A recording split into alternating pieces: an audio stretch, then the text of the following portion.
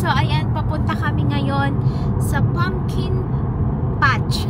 I was gonna say pumpkin punch.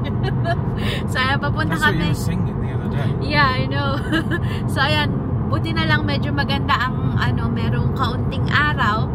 There's a bit of sun, so hopefully we'll enjoy it. But it's Sunday and it's the last Sunday of October. So And it's half term. And it's half term, so the kids are off in school.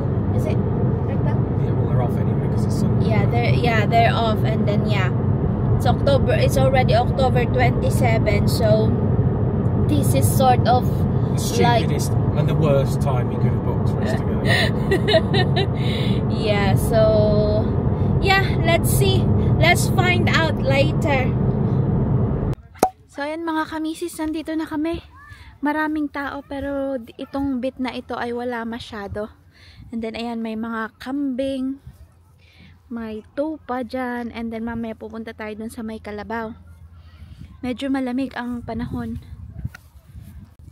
So ayan, nagpupuntahan sila dito. Hindi ko alam kung bakit. Pero ayan. Ay, papakainin natin. Try nating pakainin mga kamisis. Ayan, oh. Don't like it?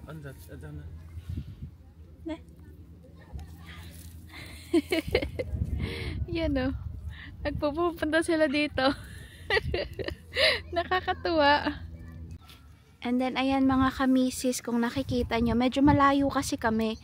Pero, ayan, yung mga, what do you call that, baby? Highland cattle? Highland cattle, so, looks like bull. Well, yeah, and then may itim dyan. Well, bull is just a male cattle. Oh, right. But you said they are, sweet. What is it? Yeah, they're harmless. Harmless. As long as they don't have a baby that they're trying to protect. Ah, okay. So yeah. Well, no, wait, hang on. That's the wrong word. They're not harmless. Oh. They'll gore you to death. But I mean, they're peaceful. They're not aggressive. Oh, right. Yeah, yeah. Oh, she's going here. They're very harmful if they want to be. But I mean, they're peaceful. So ayan mga kamisis, oh. They are looking at us. So ayan mga kamisis, meron kaming wheelbarrow dyan. And pupunta na kami sa may pumpkin patch. And then ayan, tingnan nyo. Meron na silang nakuhang mga kalabasa. And then ayun ang pumpkin patch.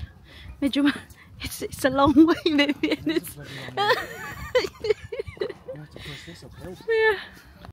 So ayan mga kamisis, ayan yung ayan yung mga presyo niya. Iba-ibang presyo. Pag ayan, 1 pound dyan, and then yan, medyo malaki, and then yung pinakamalaki, yan is 15 pounds. So yeah. No, there's still a lot. So ayan mga kamisis, there's not small left.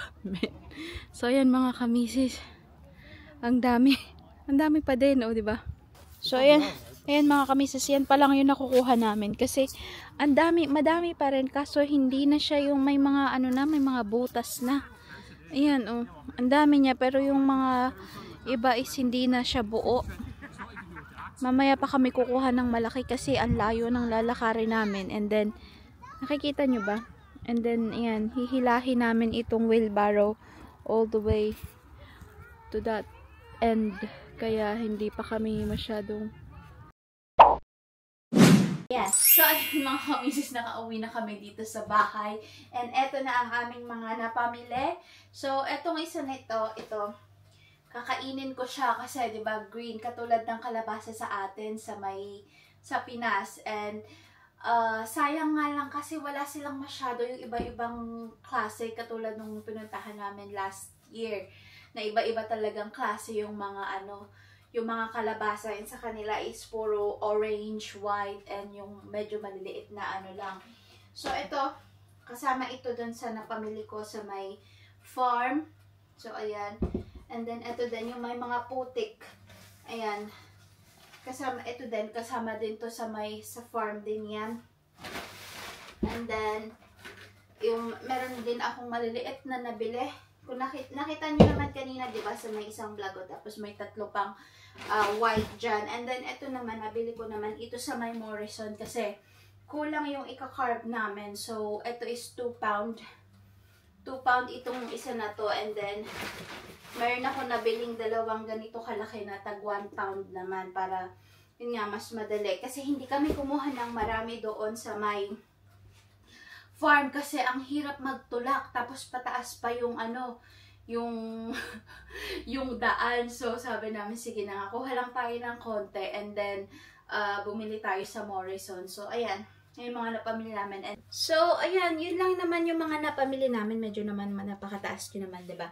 So, ayan. Ito lang yung mga napamili namin. And then, dito ko na rin siguro i-end yung vlog kasi ako ay magluluto pa ng aming pagkain. And ano pa, medyo sumasakit din ang ulo ko. Hindi ko alam kung bakit medyo malamig sa labas kasi.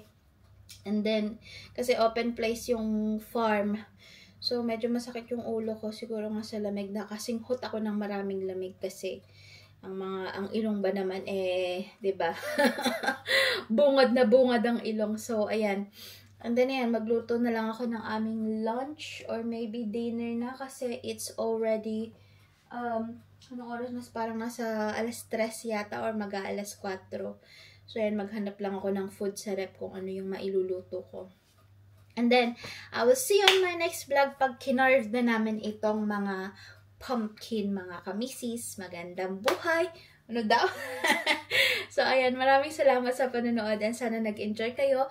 Kung hindi pa kayo nakakapag-like and subscribe, please like and subscribe my page and click the notification bell button para ma-notify kayo pag may bago akong upload. So, ayan, maraming salamat mga kamisis. See you again next time. Bye! Mag-ingat tayong lahat!